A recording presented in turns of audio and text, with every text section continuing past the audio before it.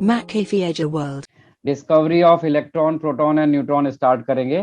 तो सबसे पहले हमने पिक किया है यहाँ पर discovery of electron. Discovery of electron, heading डालिए discovery of electron, electrons initially known as cathode rays. Heading डालिए कैथोड रेज। पहले इसको समझ लीजिए, फिर उसके बाद आपको नोट भी करना है, बट पहले समझ लीजिए इसको। देखिए, जब डिस्कवरी ऑफ इलेक्ट्रॉन किया जाता है, इसकी डिस्कवरी किसने स्टार्ट की थी? इलेक्ट्रॉन डायरेक्टली आपको इलेक्ट्रॉन के फॉर्म में नहीं मिला था। इलेक्ट्रॉन्स को इनिशियली बोला गया था कैथोड रेज, और उसके लिए एक यहाँ पर पूरा सेटअप रखा गया था। वो सेटअप कैसा था? ये एक देखिए ग्लास चैम्बर है, ये एक ग्लास का चैम्बर स्क्रीन पे आपको दिख रहा होगा। इस ग्लास के चैम्बर में लेफ्ट हैंड साइड पर निगेटिव इलेक्ट्रोड लगाया गया था, जिसको कैथोड बोला गया था, और राइट हैंड साइड पे पॉजिटिव इलेक्ट्रोड लगाया गया था, जिसको कैथोड बोला गया, एनोड बोला गया था। और इन दोनों को more than 1000 volt, more than 10,000 volt का पोटेंशियल अप्लाई किया गया था, यानी इनके ऊपर बैटरी कनेक्ट की गई थी। ठीक है, यहाँ पर एक गैस फिल की गई थी और उसका प्रेशर बहुत लो रखा गया था, 10⁻⁻⁴ atm का प्रेशर रखा गया था। ठीक है, और यहाँ पर जो एनोड है, एनोड के साइड पर यहाँ पर ये जो वॉल है, एनोड के साइड की जो वॉल है, यहाँ पर एक कोटिंग की गई थी एक सब्सटेंस की। The substance is known as zinc sulphide. उस कोटिंग का पर्पस ये था कि वहां पर जैसे कोई पार्टिकल आता है तो उधर स्पार्किंग होगी, तो स्पार्किंग से हमें पता चल जाएगा कि समथिंग इज रिसीव्ड हियर। तो ये एक सेटअप लगाया गया था। तो इस सेटअप में कैसे स्टार्ट किया गया था? इन 1859 Julius baker started the study of conduction of electricity through gases at low pressure in a discharge tube. इसको डिस्चार्ज ट्यूब बोलते हैं। When a high voltage of order 10,000 volt or more was impressed across the electrodes, in electrode से high voltage apply किया गया, then some sort of invisible rays, some sort of invisible rays moved from negative electrode to positive electrode। ये जो negative electrode है cathode, यहां से start हुआ, ये है इनकी direction. This is the direction of negative, from negative electrode एक इनविजिबल रेज चलेगी। तो ये जब रेज इनविजिबल है तो हमें पता कैसे चलेगा कि यहाँ पर कुछ रिसीव हुआ? उसके लिए यहाँ पर मैंने बताया ना, हमने जिंक सल्फाइड की कोटिंग कर रखी है। तो जैसे ही ये रेज यहाँ पर रिसीव होंगी, वो वहां पे स्पार्किंग होगी, तो उस स्पार्किंग से हमें पता चल जाएगा समथिंग इज रिसीव्ड हियर। ठीक है, तो यहाँ पर जो निगेटिव इलेक्ट्रोड था उसको कैथोड बोला गया है, एंड जो भी रेज निगेटिव इलेक्ट्रोड से स्टार्ट होके एनोड पर रिसीव हुई है, उनको नेम दिया गया था cathode rays. This is the basic experiment. ये एक्सपेरिमेंट किसने शुरू किया था? जूलियस प्लकर ने स्टार्ट किया था। ठीक है, तो इस एक्सपेरिमेंट से पता चला कि जब ये यहां से इलेक्ट्रिसिटी पास की जाती है तो एनोड सॉरी कैथोड से कुछ पार्टिकल रिलीज होते हैं, और वो पार्टिकल एनोड पर पहुंचते हैं। वो कैथोड से रिलीज होते हैं, इसलिए उनका नाम रख दिया गया कैथोड रेज। और कैथोड एक निगेटिव इलेक्ट्रोड है, इससे पता चला कि वो जो पार्टिकल्स थे वो निगेटिवली चार्ज पार्टिकल रहे होंगे, क्योंकि वो निगेटिव इलेक्ट्रोड से रिलीज हुए थे। तो ये था आपका कैथोड रेज के एक्सपेरिमेंट की समरी। अब यहां पर ये जो कैथोड रेज निकली थी, इनकी कुछ प्रॉपर्टीज हैं। क्या है प्रॉपर्टीज? वो पहला, they travel in straight line path from cathode with very high speed velocity ranging from 10 to the power 7 to 10 to the power 9 metre पर सेकेंड। कैथोड से जो पार्टिकल निकलते हैं वो एनोड तक एक हाई वेलोसिटी के साथ मूव करते हैं और स्ट्रेट लाइन पाथ में चलते हैं। ये पहला प्रॉपर्टी था कैथोड रे का। दूसरा प्रॉपर्टी क्या था? The shadow of metallic object placed in path, the shadow of metallic object placed in path is cast on the wall opposite to the cathode। यहां पर क्या किया गया? यहां पर जिंक सल्फाइड का स्क्रीन लगा हुआ था और यहां पर हमने एक कोई भी ऑब्जेक्ट रख दिया। ठीक है, तो वो ऑब्जेक्ट यहां पर जैसे ही हम लोग रखेंगे तो इधर से पार्टिकल जाएंगे ना, तो उसकी वजह से इसकी एक शेडो यहां पर स्क्रीन पे आपको बनेगी। ठीक है, पहली सेकंड प्रॉपर्टी। फिर थर्ड प्रॉपर्टी क्या थी? They produce they produce a green color glow when strike to the glass wall matter. Light is emitted when they strike the zinc sulfide screen. यहाँ पर हमने एनोड पर जो जिंक सल्फाइड का screen लगाया था, जिसके ऊपर ये इमेज बनी थी, जब वो कैथोड से निकलने वाले पार्टिकल इसके ऊपर स्ट्राइक करते हैं तो वहां पर स्पार्किंग होती है, लाइट के फॉर्म में हमें वो स्पार्किंग दिखाई पड़ती है। उससे हमें पता चलता है कि समथिंग इज रिसीव्ड हियर। ठीक है। फिर फोर्थ प्रॉपर्टी क्या थी? When a small pin wheel, ये यहाँ पर ये जो ऑब्जेक्ट है ये एक व्हील के फॉर्म में, लाइक फैन, जैसे आपका सीलिंग फैन होता है, ये बिल्कुल एक फैन की तरह यहाँ पर रखा गया।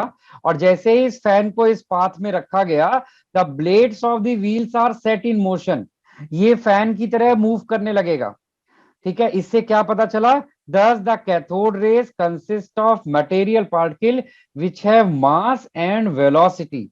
ये व्हील बहुत तेजी से मूव करने लगा जैसे इसके पाथ में इसको रखा गया। इससे क्या पता चला कि ये जो पार्टिकल्स है इनके पास मास है और इनके पास वेलोसिटी है। This is the fourth property. फिर फिफ्थ प्रॉपर्टी क्या थी? Fifth property, they are deflected by the electric and magnetic field. They are deflected by the electric and magnetic field when rays are passed between two electrically charged plates.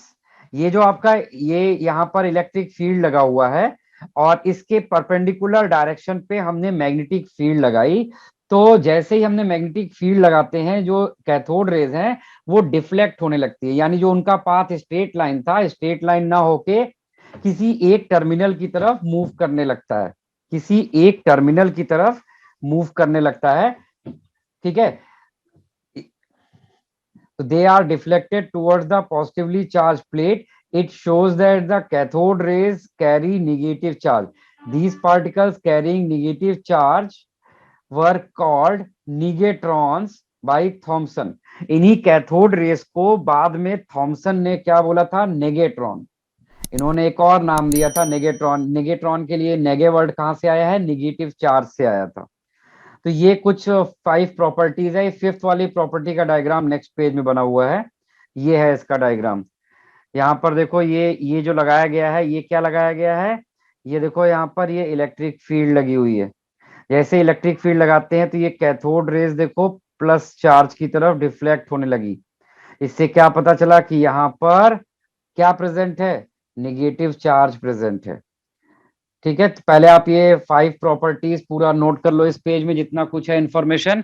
फिर उसके बाद हम लोग आगे बढ़ेंगे इसकी रिमेनिंग प्रॉपर्टीज की तरफ। सर सबसे डायग्राम पहले भी ड्रॉ करना है। डायग्राम्स आपको मैं ये पीडीएफ शेयर कर दूंगा, आपको मैं ये पीडीएफ शेयर कर दूंगा, तो आप नोट करने वाला टाइम काफी ज्यादा जाएगा नहीं तो। ठीक है। तो मैं एक काम करता हूँ, ये वाला आप नोट करने का ड्रॉप करो, मैं आपको ये क्लास के बाद ये पीडीएफ शेयर कर देता हूँ। ठीक है। तो आपको नोट करने में टाइम स्पेंड नहीं करने की जरूरत है। हाँ, अगर आपको इस पेज में कोई चीज नहीं समझा हो पहले वो डिस्कस कर लो, फिर हम लोग आगे बढ़ते हैं। एनीथिंग। सबसे पहले मैंने कैथोड रे के एक्सपेरिमेंट का सेटअप बताया, फिर उसमें जो कैथोड रेज निकली उनकी एक एक प्रॉपर्टीज के बारे में बताया, उनकी वेलोसिटी, उसमें मास होता है, कैसे प्रूव हुआ, कैसे पता चलता है कि कोई पार्टिकल निकल रहा है, कैसे पता चलता है कि उसके पास वेलोसिटी है, कैसे पता चलता है कि उसके पास चार्ज है। हर एक चीज को एक्सपेरिमेंटली डिटरमाइन किया गया था। तो ये जो हमने 5 पॉइंट्स बताए हैं, इनमें से कोई पॉइंट जो आपको नहीं समझा हो तो आप पहले उसको डिस्कस कर लो। एनीथिंग।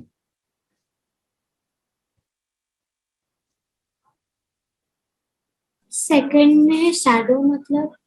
शैडो मतलब जैसे आप किसी लाइट पार्टिकल के अगर आप पाथ में आ जाएं, ठीक है, तो आपका एक शैडो क्रिएट होता है ना साइड में। हाँ। ठीक है, बिल्कुल सेम यहाँ पर भी हुआ। यहाँ पर एक ऑब्जेक्ट रखा गया, तो एक साइड से लाइट पार्टिकल यानी कैथोड रेज निकल रही थी, ठीक है, और दूसरे साइड पे एक स्क्रीन लगाया गया था। उस स्क्रीन पर हमें इस ऑब्जेक्ट की शैडो मिलती है। उस स्क्रीन पर हमें इस ऑब्जेक्ट की क्या मिलती है? शैडो मिलती है।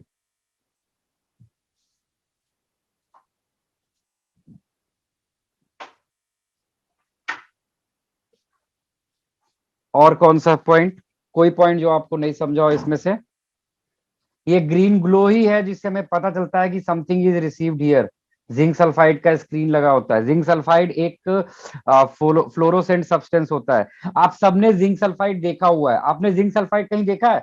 आपने देखा होगा बहुत सारे लोग के जो वॉचेस वगैरह होते हैं उसमें डार्क में जाने पे उनके डायल्स जो होते हैं वो ग्लो करते हैं। वो क्यों ग्लो करते हैं? क्योंकि वहां पर जिंक सल्फाइड की कोटिंग रहती है, ग्रीन कलर का सब्सटेंस होता है। तो लाइट, जब हम लाइट में होते हैं तो ये लाइट को एब्जॉर्ब कर लेता है, और जब हम डार्क रूम में जाते हैं तो वो ग्लो करता है। आपने देखा है वो ग्लिटरिंग स्टार्स वगैरह जो लोग रूम्स वगैरह में डेकोरेशन वगैरह में लगाते हैं, जब लाइट ऑन होती है तो वो लाइट को एब्जॉर्ब करता है, जब आप लाइट ऑफ करते हैं तो वही ग्लिटरिंग स्टार्स वॉल्स पे शाइन करते हैं। तो ये सब क्या है? ये इस फिनोमिना का नाम है फ्लोरोसेंस। और वो जो सब्सटेंस वहां पर है वो सब्सटेंस क्या है? Zinc sulphide. चलिए, तो हमने ये 5 पॉइंट्स बताए। चार्ज बताया, मास, वेलोसिटी के एक्सपेरिमेंट किए हैं, शैडो क्रिएट करता है, पाथ बताया है। इतनी सारी चीजें हमें मिली हैं। फिर आगे चलते हैं इसकी नेक्स्ट प्रॉपर्टीज की तरफ। ये चार्ज वाला एक्सपेरिमेंट का डायग्राम है। Deflection of cathode raise towards positive plate of the electric field. फिर 6 point, they produce heat energy. They produce heat energy when they collide with the matter. It shows that the cathode rays possess kinetic energy which is converted into heat energy when stopped by matter. आपने देखा था कि जब हमने वहां पर पीछे back side पर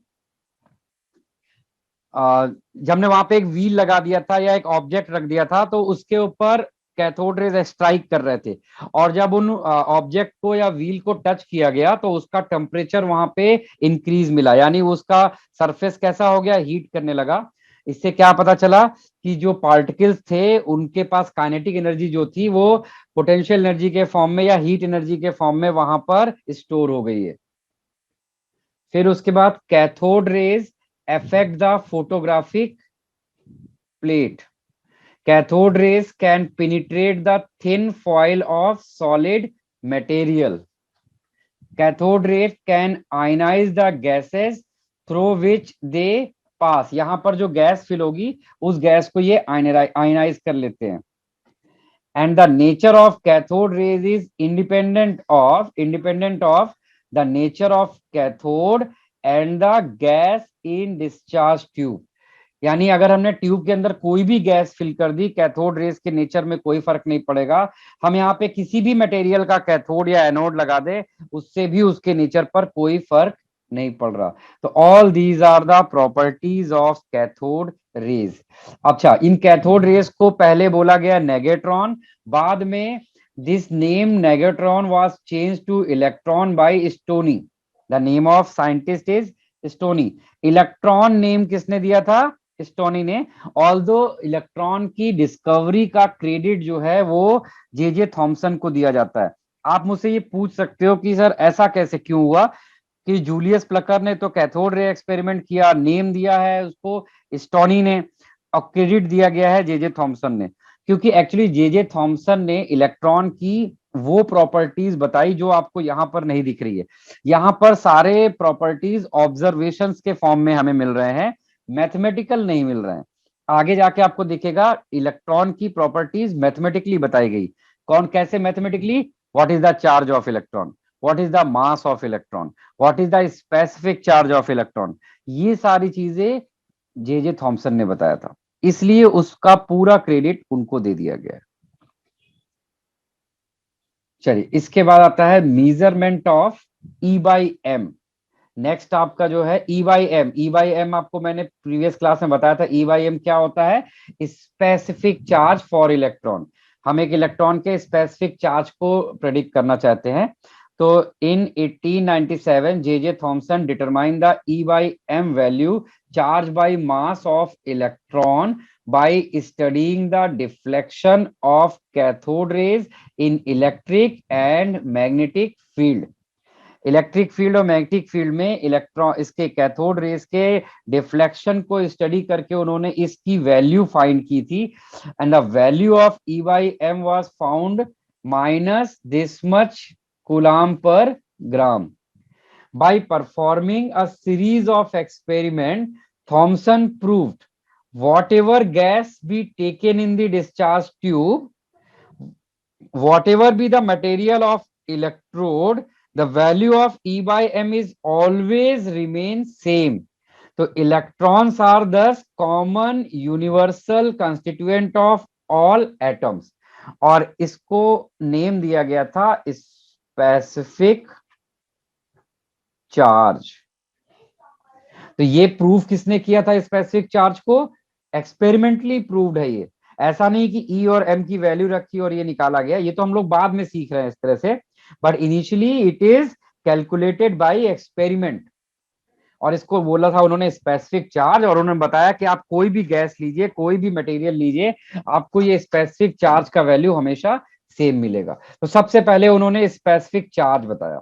अब एक बार चार्ज मिल गया, अब इसके बाद आता है, सॉरी स्पेसिफिक चार्ज मिला, अब इसके बाद इलेक्ट्रॉन का चार्ज। अब इलेक्ट्रॉन पे कितना चार्ज होता है? तो इलेक्ट्रॉन का जो चार्ज था वो किसने डिसाइड किया था? मिलिकन ने। The name of scientist is Millikan. In 1909, कितने दिनों बाद? 1897 में थॉमसन ने स्पेसिफिक चार्ज बताया था। उससे कितने साल बाद देखो जरा, 13 और 9 कितना हुआ? टोटल 22 ईयर्स के बाद मिलिकन ने बताया कि इलेक्ट्रॉन का चार्ज कितना होता है। तो उस एक्सपेरिमेंट का नाम रखा गया, the name of experiment was Millikan's oil drop experiment. ये एक्सपेरिमेंट की हेल्प से डिटरमाइन किया गया इलेक्ट्रॉन का चार्ज। चलिए अब देखिए एक्सपेरिमेंट का सेटअप ये बना हुआ है, ये मिलिकन ऑयल ड्रॉप एक्सपेरिमेंट। ये यहाँ पर टेलीस्कोप लगा है जहां से कोई भी पर्सन ऑब्जर्व करेगा स्पीड ऑफ ऑयल ड्रॉप्स। ये ऑयल के ड्रॉपलेट्स हैं, यहाँ पर दिख रहे हैं। ये यहाँ पर प्लेट्स लगी हुई हैं, चार्ज प्लेट्स, यहाँ प्लस यहाँ माइनस। यहाँ से एक्सरेज पास की जा रही है, और यहाँ से स्प्रे गन ऑफ एटोमाइजर, यानी ऑयल ड्रॉपलेट्स को यहाँ से स्प्रे किया जा रहा है इस जगह से। ये यहाँ पे ये प्रेस करने के लिए होता है, इसको जब प्रेस करते हैं तो ऑयल ड्रॉपलेट्स यहाँ पे पुश होती है। तो देखिए the operators used by him is shown in figure. An oil droplet falls through a hole in the upper plate. यहाँ पर देखिए जो अपर प्लेट है इसके बीच में ये होल है, ऑयल ड्रॉपलेट्स यहाँ से इसमें पास की जाती है। The air between the plate is then expose to x rays. यहाँ पर जो एयर है उस पे एक्सरे डाली गई तो वो एक्सरे के कांटेक्ट में आती है, which eject electron from air molecules. जैसे ही वो एयर के कांटेक्ट में एक्सरे आती है, वो उसमें से क्या करती है? एयर में से इलेक्ट्रॉन्स को इजेक्ट कराती है। And some of these electrons are captured by the oil droplet. यहाँ पर जो इलेक्ट्रॉन इजेक्ट होते हैं from air, some of the oil droplet उन इलेक्ट्रॉन्स को कैप्चर कर लेते हैं, and it acquires a negative charge. It acquires a negative charge. फिर उसके बाद the metal plate were given an electric charge. इन मेटल प्लेट्स को एक इलेक्ट्रिक चार्ज दिया गया। As the electric field between the plates was increase, जैसे ही इनकी प्लेट्स की इलेक्ट्रिक फील्ड को इंक्रीज किया गया, it was possible to make some of the drops travel upward at the same speed as they were previously falling. जिस speed से ये गिर रहे थे उसी स्पीड से ड्रॉपलेट ऊपर की तरफ मूव करने लगे। तो by measuring the speed and knowing things like the strength of field, हमने यहाँ पर स्पीड मेजर किया ऑयल ड्रॉपलेट्स का, वहां पर जो इलेक्ट्रिक फील्ड लगाया गया, चार्ज पास किया गया, उसको मेजर किया, and the density of the oil and radius of oil drops, ये भी मेजर किया गया। Millikan was able to calculate the magnitude of charge on the oil drops. He found that the smallest charge to be found on them was approximately this value. Approximately this. C stands for Coulomb. This is the unit of charge. This was recognized as the charge on electron. The modern value is this much. ठीक है, तो ये उनका experiment था। ये पूरी तरह से एक्सपेरिमेंटली उन्होंने ये कैलकुलेशन वगैरह, रेडियस और density of oil drop, electric field की strength, speed of oil droplet, इन सारे कैलकुलेशंस को यूज करके उन्होंने हमें ये मैथमेटिकली एक रिजल्ट दिया। The result is charge of electron. हमें थॉमसन ने क्या दिया था? Specific charge. मुलिकन ने क्या दिया है हमें? Charge of electron. अब यहां पर आप देखिए, इसके साथ में हमें यहां पर एक रिलेशन और मिला था कि जो जो चार्ज होता है, that is charge is quantize, charge is equal to q is equal to n e. ठीक है, here n belongs to positive integer, n कोई भी नंबर हो सकता है। तो यहां से लेट अस सपोज जो चार्ज दिया गया होगा, अगर वो हमने एज्यूम कर लिया कि 10 कूलाम चार्ज दिया गया, ठीक है, तो और एक इलेक्ट्रॉन का चार्ज हमने यहाँ पर निकाल लिया है, तो हम यहाँ से नंबर ऑफ इलेक्ट्रॉन निकाल सकते हैं। यहाँ से हम लोग नंबर ऑफ इलेक्ट्रॉन निकाल सकते हैं। या फिर आप ऐसा भी बोल सकते हैं कि अगर हमें नंबर ऑफ इलेक्ट्रॉन पता है कि एक ऑयल ड्रॉपलेट पे कितना है और टोटल चार्ज वहां पर कितना पास किया गया, अगर हमें पता है, we can calculate the value of e. आपके पास दोनों बोथ वेज है। अगर आपको ये पता है कि एक ऑयल ड्रॉपलेट पे कितने इलेक्ट्रॉन है, ठीक है, वो एन नंबर हो जाएगा, और टोटल चार्ज वहां पर कितना लगाया गया है, इलेक्ट्रिक फील्ड, वो आपने कैलकुलेट कर लिया, और उसकी हेल्प से आप ई का वैल्यू निकाल सकते हैं। तो क्वेश्चन में ये रिलेशन आपको कभी कभी यूज करने को आएगा। ये नोट, इतना चीज आपको याद रखना पड़ेगा। तो this was the discovery of charge of electron, this was the discovery of specific charge of electron. इसके बाद अगर इसमें आगे बढ़ेंगे तो अब हम लोग निकालेंगे यहाँ पर मास ऑफ इलेक्ट्रॉन। इलेक्ट्रॉन का मास कैसे डिटरमाइन होगा? अब इलेक्ट्रॉन के मास को डिटरमाइन करने के लिए हमने वहां पर क्या यूज किया हुआ है? Specific charge of electron and the charge of electron. हमें पता है कि the mass of electron can be calculated from the value of e by m and the value of e. ठीक है, तो मास इज इक्वल टू होता है charge upon specific charge. Charge हमने पीछे निकाला है, स्पेसिफिक चार्ज हमारे पास थॉमसन ने दे दिया था, इससे हमने इलेक्ट्रॉन का मास कैलकुलेट करके निकाल लिया था। ठीक है, ये मास जो हमें मिलता है, this mass is termed as the rest mass of electron. This mass is termed as rest mass of electron and mass of the electron when moving with low speed. ये जो हमें मास मिला है, ये इलेक्ट्रॉन का रेस्ट मास है, या हम लोग कह सकते हैं कि electron with moving, when electron moving with low speed, then this mass is calculated.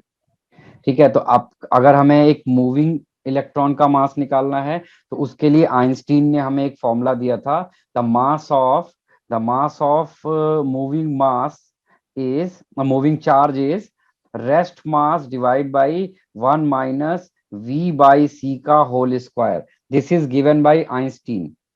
This formula was given by Einstein. तो आइंस्टीन ने हमें ये फॉर्मूला दिया था। इसमें v क्या है? Velocity of electron, actual velocity of electron, c is speed of light, rest mass of electron आपने ऊपर अभी निकाला है। ठीक है, तो ये फॉर्मूले से हम लोग moving mass of electron calculate कर सकते हैं। ठीक है, लेकिन इफ अगर इलेक्ट्रॉन स्पीड ऑफ लाइट से मूव करने लग जाए, v इक्वल्स टू सी हो जाए, तो क्या होगा यहाँ पर? अगर इलेक्ट्रॉन स्पीड ऑफ लाइट से मूव करने लग जाए, तो अगर v इक्वल्स टू सी हो जाएगा, तो ये 1 बन जाएगा, 1 माइनस 1 0 हो जाएगा, तो मास बाई 0 क्या हो जाएगा? इन्फिनिटी हो जाएगा। तो रेस्ट मास ऑफ इलेक्ट्रॉन कैसा मिलेगा? इन्फिनिटी मिलेगा। ठीक है, पहला point, this is the first observation, if v equals to c. और दूसरा ऑब्जर्वेशन था, if v is greater than c। अगर v ग्रेटर देन c हो रहा है, तो v ग्रेटर देन अगर c है, तो उस केस में क्या होगा? मास ऑफ इलेक्ट्रॉन जो है वो एक इमेजिनरी मास मिलेगा, क्योंकि अगर v ग्रेटर देन c है तो ये वैल्यू नंबर ग्रेटर देन 1 आएगा। अगर ये ग्रेटर देन 1 आएगा तो 1 में सब्ट्रैक्ट करेंगे तो एक नेगेटिव वैल्यू आएगा। नेगेटिव वैल्यू आएगा तो ये कॉम्प्लेक्स नंबर बन जाएगा, एक इमेजिनरी यहाँ पे टर्म इंट्रोड्यूस हो जाएगा। तो जो हमें मास मिलेगा वो एक इमेजिनरी मास होगा। ये था आपका determination of mass of electron. ये नीचे वाला जो ऑब्जर्वेशन है, ये जस्ट ऐसे ही आपको थोड़ी सी इंफॉर्मेशन दे दी गई है, बट काम की इंफॉर्मेशन ये थी जो हमने ऊपर नोट किया है। ठीक है, तो ये हमारा पूरा डिस्कवरी ऑफ इलेक्ट्रॉन है। हमने डिस्कवरी ऑफ इलेक्ट्रॉन में पहले की वो एक कैथोड रेस के फॉर्म में इलेक्ट्रॉन्स को प्रोड्यूस करवाया है, फिर उनका नेमिंग किया है, पहले नेगेट्रॉन फिर इलेक्ट्रॉन, फिर बाद में हमने स्पेसिफिक चार्ज ऑफ इलेक्ट्रॉन मिला, फिर हमें चार्ज ऑफ इलेक्ट्रॉन मिला, फिर हमें मास ऑफ इलेक्ट्रॉन मिला। तो इस तरह से इलेक्ट्रॉन्स की सारी प्रॉपर्टीज, इलेक्ट्रॉन की डिस्कवरी हुई थी। ठीक है, तो ये पूरा एक्सपेरिमेंट को बोला जाता है कैथोड रे एक्सपेरिमेंट। इस पूरे कैथोड रे एक्सपेरिमेंट में कोई चीज आप डिस्कस करना चाहो?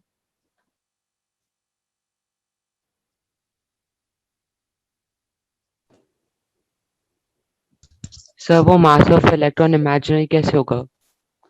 मास ऑफ इलेक्ट्रॉन, चलो ये देखो, अगर यहाँ पर V ग्रेटर देन C हो जाएगा तो ये क्या आएगा, ये ग्रेटर देन, अगर समझो V तुम्हारा 10 है और C तुम्हारा 5 मान लो है, ऐसे रैंडमली बोले, तो 10 को अगर 5 से डिवाइड करोगे तो वो ग्रेटर देन नंबर 1 आएगा, ग्रेटर देन 1 आएगा कि नहीं आएगा?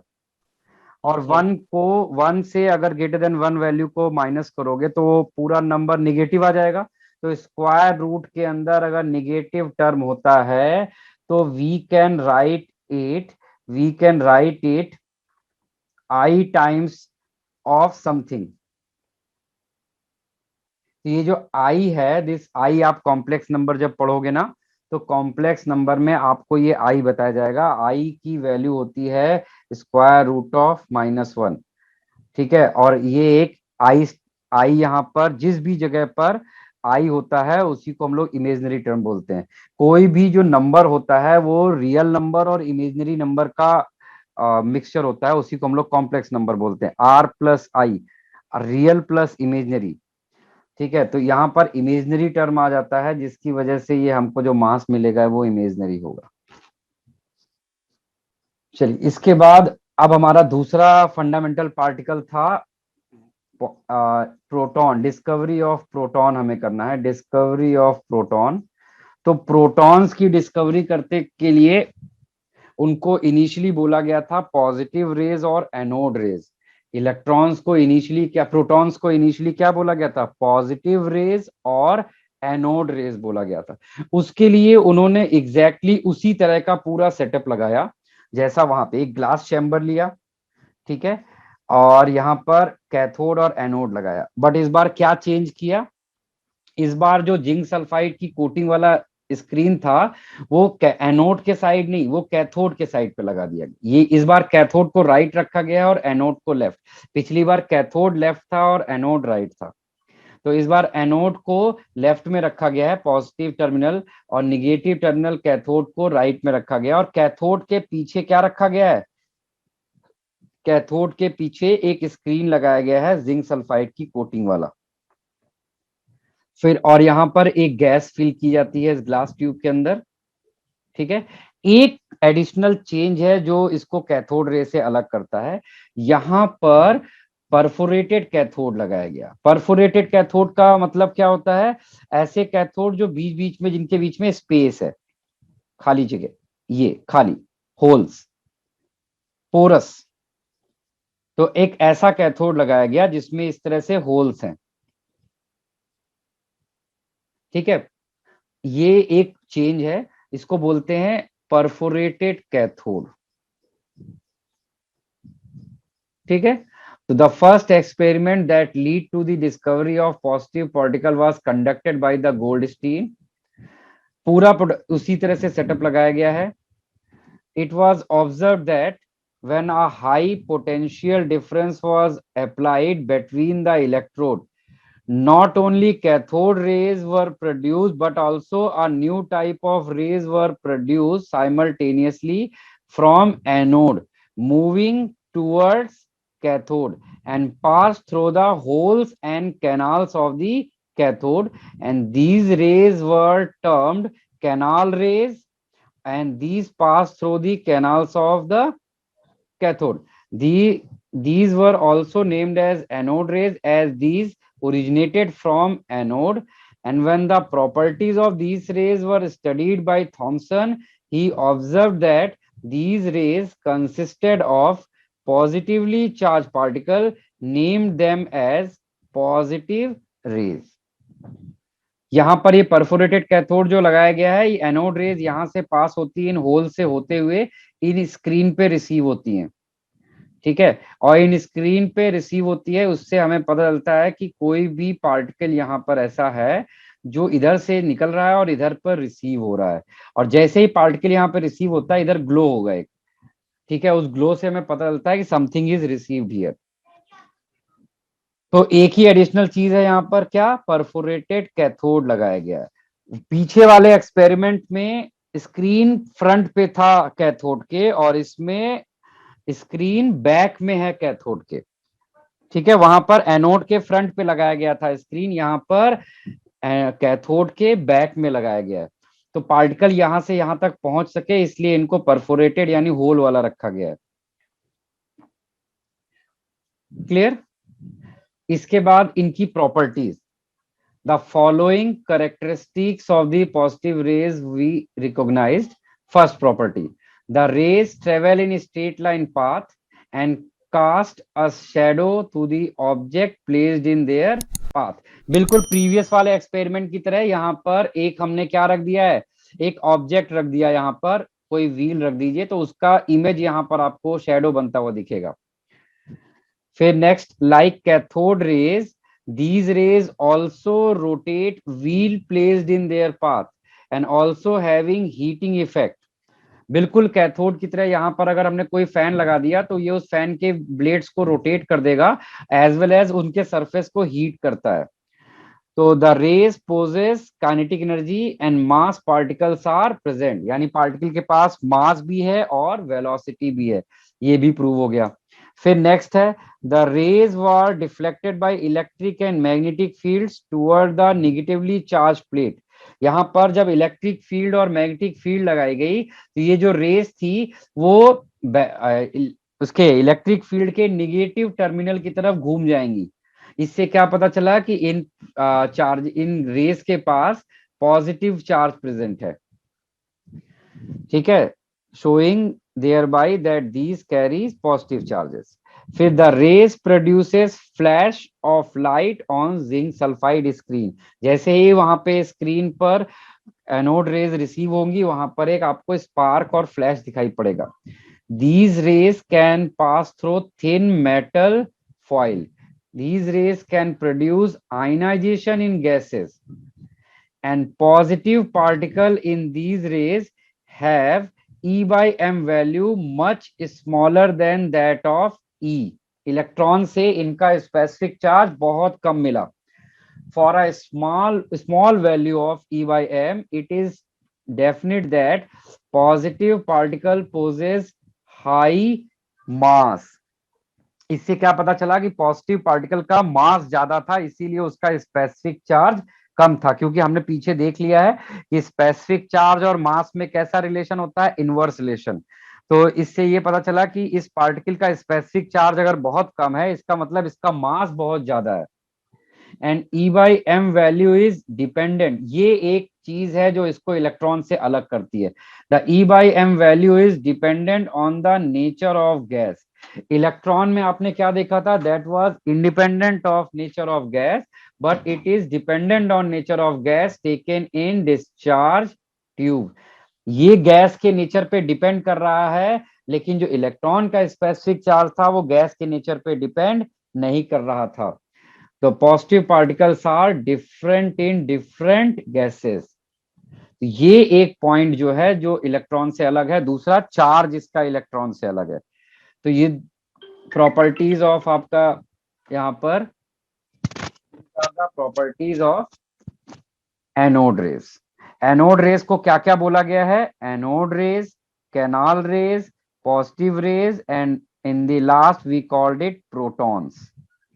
Anode rays, canal rays. इनको कैनाल रेस क्यों बोला गया, क्योंकि ये जो परफोरेटेड कैथोड है, यहाँ पर ये जो कैनन्स हैं, इन कैनन से पास होके जाता है, इसीलिए इसको कैनाल रेस बोल दिया गया था।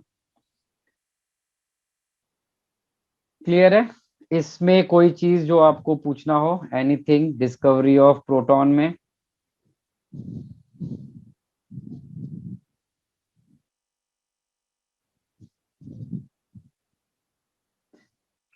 सब कुछ बिल्कुल वैसे ही परफॉर्म किया जाएगा जैसे आपने कैथोड रे एक्सपेरिमेंट परफॉर्म किया था। वहां पर आपको इतने सारे डायग्राम इसीलिए दिखाए गए थे कि आप सारी चीजों को ऑब्जर्व कर पाओ। वही सारी चीजें यहाँ पर की गई है, तो आप उन्हीं एग्जाम डायग्राम्स को रेफरेंस के फॉर्म में ले सकते हैं। सिर्फ एक ही चीज यहाँ पर अलग है, परफोरेटेड कैथोड। कैथोड परफोरेटेड क्यों है? कैथोड रेज परफोरेटेड इसलिए लिया गया क्योंकि यहाँ पर जो स्क्रीन लिया गया था वो बैक ऑफ कैथोड लिया गया था। तो अगर हमने यहाँ पर कैथोड रेज परफोरेटेड नहीं लिया तो ये कैथोड निगेटिवली चार्ज होता है और ये सारे इनको एब्जॉर्ब कर लेता, वो इससे पास नहीं हो पाते। तो इनसे पास करने के लिए इसको यहाँ पे परफोरेटेड लिया गया था, सो दैट हमको स्क्रीन पे पता चल सके यहाँ पर कि समथिंग इज रिसीव्ड हियर, मतलब इधर से कुछ चला है, पार्टिकल निकल रहा है और यहाँ पर रिसीव हो रहा है। अगर हम एक स्ट्रेट कैथोड ले लेते तो वो पार्टिकल यहाँ पर रिसीव हो जाते और हमें कभी ऑब्जर्वेशन नहीं मिलता। तो ऑब्जर्वेशन लेने के लिए यहाँ पर इस तरह से स्क्रीन लगाया गया। अच्छा, दूसरा क्वेश्चन आपके दिमाग में ये आ सकता है कि हमने इस बार जिंक सल्फाइड का स्क्रीन आगे क्यों नहीं लगाया। इसलिए आगे नहीं लगाया क्योंकि अगर हम आगे लगाते तो हमें पता है कि कैथोड से भी तो रेज निकलती हैं। तो कैथोड से रेज निकलती तो वो उनसे भी डिफ्लेक्शन यहाँ पर होता, तो हमें पता ही नहीं चल पाता कि वो डिफ्लेक्शन एनोड का है कि कैथोड का है। इसीलिए यहाँ पर एक चेंज किया गया, इस बार स्क्रीन को बैक ऑफ इलेक्ट्रोड लगाया गया और इलेक्ट्रोड को परफोरेटेड कर दिया गया, सो दैट उसमें से पार्टिकल्स पास होकर स्क्रीन तक जा सकें। और इससे एक और चीज पता चलती है कि पार्टिकल स्ट्रेट लाइन पाथ में मूव करते हैं। क्लियर है? हाँ आपको अपने स्कूल के एग्जाम में हो सकता है ये क्वेश्चन मिले कि ड्यूरिंग एनोड रे experiment what is the need of perforated cathode and what is perforated cathode. ये दोनों क्वेश्चन आपको मोस्ट प्रोबेबल होते हैं। तो क्यों यूज किया गया परफोरेटेड कैथोड? अगर हम उसको स्क्रीन को आगे ले लेते तो हमारे सामने ये प्रॉब्लम आ जाती कि हम इलेक्ट्रॉन्स और प्रोटॉन्स यानी कैथोड रेज और एनोड रेज को सेग्रीगेट नहीं कर पाते क्योंकि दोनों स्क्रीन के ऊपर अपना डिफ्लेक्शन शो करते। तो हमने इसीलिए कैथोड के बैक साइड पे स्क्रीन लगाया और कैथोड को परफोरेटेड कर दिया so that some of the rays उन कैनल से पास होते हुए स्क्रीन तक आ पाए। सम एब्जॉर्ब हो जाएंगी आपकी किस पे, एंड कैथोड पर, और जो कैनाल के रास्ते में आएंगी वो वहां पे जाएंगी। इससे हमें एक और चीज पता चलती है कि जो पाथ ऑफ पार्टिकल है वो स्ट्रेट लाइन।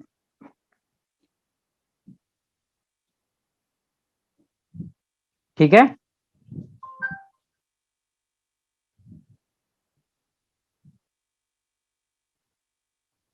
चलिए अब आगे बढ़ते हैं। अब यहाँ पर भी बिल्कुल जैसे इलेक्ट्रॉन का चार्ज और मास वगैरह डिटरमाइन किया गया था, बिल्कुल वैसे ही जे थॉमसन ने यहाँ पर भी क्या किया है, E/m value of proton find किया है। ठीक है? और बाद में रदरफोर्ड ने the particle was named proton by Rutherford in 1911। Proton name किसने दिया था? रदरफोर्ड ने दिया था। और फिर इसका चार्ज भी फाइंड किया था उन्होंने, कितना? इतना कूलॉम चार्ज मिला, बिल्कुल एग्जैक्टली एक इलेक्ट्रॉन के चार्ज के बराबर, बस साइन क्या था उसका? निगेटिव। फिर स्पेसिफिक चार्ज और इलेक्ट्रॉन का यूज करके मास ऑफ प्रोटॉन निकाला गया था, वो हमको अप्रोक्सीमेटली इतना मिला था। तो बिल्कुल जैसे इलेक्ट्रॉन का स्पेसिफिक चार्ज, मास और चार्ज निकाला गया, ऐसे भी प्रोटॉन का भी स्पेसिफिक चार्ज और फिर charge and then mass calculate किया गया था। फिर आता है हमारा थर्ड पार्टिकल, न्यूट्रॉन। न्यूट्रॉन के लिए इतनी ज्यादा हमें चीजें नहीं करनी पड़ी क्योंकि न्यूट्रॉन एक चार्ज पार्टिकल नहीं था। तो अगर वो एक चार्ज पार्टिकल नहीं था तो हमें वहां पे चार्ज यूज नहीं करना था। इसके लिए एक एक्सपेरिमेंट परफॉर्म किया गया। उस एक्सपेरिमेंट में क्या लिया गया? एक अल्फा पार्टिकल लिया गया। क्या लिया गया? Alpha particle. अल्फा पार्टिकल क्या होता है? Alpha particle is nucleus of helium. Alpha particle एक पॉजिटिवली चार्ज पार्टिकल होता है और उसको हम लोग ऐसे भी बोल सकते हैं, it is nucleus of helium. तो हीलियम पार्टिकल्स को बेरिलियम एटम के ऊपर, बेरिलियम एटम क्या होता है? 4Be9। हीलियम को बेरिलियम के ऊपर बम्बार्ड कराया गया, उसके ऊपर स्ट्राइक कराया गया, तो ये बेरिलियम जो है वो ब्रेक करेगा और ब्रेक होके ये एक बिगर पार्टिकल बनाएगा कार्बन का 6C12, और उसके साथ में एक न्यूट्रल पार्टिकल रिलीज करेगा 0N1। ये रेडियो एक्टिविटी के फॉर्म में इक्वेशन लिखी है, ठीक है। और उस पार्टिकल को नाम दिया गया था न्यूट्रॉन, जिसके ऊपर चार्ज कैसा है, 0 है। तो ये एक्सपेरिमेंट है जिससे न्यूट्रॉन की डिस्कवरी हुई थी। किसने किया था, चैडविक ने किया था 1932 में। चैडविक ने, इन्होंने bombardment of beryllium with the stream of alpha particles किया था। He observe that the penetrating radiations were produced which were not affected by the electric and magnetic field, and these radiation consist of neutral particles which were called neutron. ये neutral particle थे, इसीलिए इनको neutral से ही word बना है इनका neutrons, और इसके लिए ये एक न्यूक्लियर रिएक्शन शो की गई है, ठीक है। तो 10 a neutron is a subatomic particle which has mass of 1.675 into 10 to the power minus 24 gram or 10 to the power minus 27 kilogram approximately, and nearly equal to the mass of the proton, और E/m value of neutron is 0 क्योंकि इस पे charge 0 होता है। तो ये neutron का experiment था जिसके हेल्प से आपके एग्जाम में पूछा जाता है कि right the equation which is responsible for the discovery of neutron. तो कौन सी रिएक्शन लिखेंगे आप, 2He4 helium plus 4Be9 beryllium gives 6C12 plus 0N1। अगर आपको ये याद रहता है कि यहाँ पर 6C12 बनेगा, तो आप यहाँ पर देखिए एटॉमिक नंबर कितने हुए, 4 + 2 6, और एटॉमिक मास कितना हुआ, 9 4 12, 9 4 13। तो 12 तो यहाँ पर आ जाएगा और जो बचा हुआ है वो यहाँ पर जाएगा, तो हम लोग इसको ऐसे लिखेंगे 0N1। This is the discovery of neutron. अब यहाँ पर अगर हम स्पेसिफिक चार्ज का ऑर्डर बनाते हैं तो वो कैसा मिलता है हमें, स्पेसिफिक चार्ज का ऑर्डर, सबसे बड़ा स्पेसिफिक चार्ज इलेक्ट्रॉन का है, फिर प्रोटॉन का है, फिर न्यूट्रॉन का है। अगर स्पेसिफिक चार्ज इनका ऑर्डर अगर इनका ऐसा है तो इनके मास का चार्ज ऑर्डर क्या आएगा, सबसे ज्यादा मास किसका होगा, न्यूट्रॉन का, फिर उसके बाद प्रोटॉन का, और सबसे लीस्ट मास किसका आता है, इलेक्ट्रॉन का, क्योंकि स्पेसिफिक चार्ज मास के इनवर्सली प्रोपोर्शनल होता है। और इलेक्ट्रॉन और प्रोटॉन के मास का जो रेशियो है वो कितना है, 1837। यानी जो प्रोटॉन का मास है वो इलेक्ट्रॉन से कितने टाइम्स हैवी है, 1837 टाइम्स हैवी होता है, ठीक है। तो ये हमने अभी तक जो किया है, this is called discovery of electron, proton and neutron. Electron की डिस्कवरी के लिए कैथोड रे एक्सपेरिमेंट किया गया, प्रोटॉन की डिस्कवरी के लिए एनोड रे एक्सपेरिमेंट किया गया, और न्यूट्रॉन की डिस्कवरी के लिए एक न्यूक्लियर रिएक्शन यूज की गई थी। तो ये सारा आपका डिस्कवरी वाला पार्ट है, ये काफी थ्योरेटिकल था, इसको घर पे आप अच्छे से टाइम लेके फेयर करिए, पॉइंट वाइज इसको लिखिए। जैसा मैंने पॉइंट वाइज दिया है, एक्चुअली ये मैंने स्कूल के पॉइंट ऑफ व्यू से इस तरह से यहाँ पर ऐड किया है, क्योंकि स्कूल में आपको आता है define cathode ray experiment, JEE में नहीं आएगा कभी भी, बट स्कूल में आता है। तो आपको कैथोड रे एक्सपेरिमेंट डिफाइन करने के लिए क्या करना पड़ेगा, वहां पर जैसे ही आप डिफाइन करने के लिए वहां पे पॉइंट वाइज आपको लिखने को बोला जाएगा, properties of cathode raise, properties of anode raise, ठीक है, ऑब्जर्वेशंस ऑफ कैथोड रेज। तो वो सारे ऑब्जर्वेशन जितने आपको पीछे मिले थे वो आपको शो करने को आएगा। या फिर हो सकता है आपसे कह दे कि prove that the mass of electron is this, prove that the charge of electron is this. तो जैसे जैसे आपको जो बताया गया वही सारे पॉइंट्स और एक्सपेरिमेंट वहां पे आपको परफॉर्म करने होते हैं।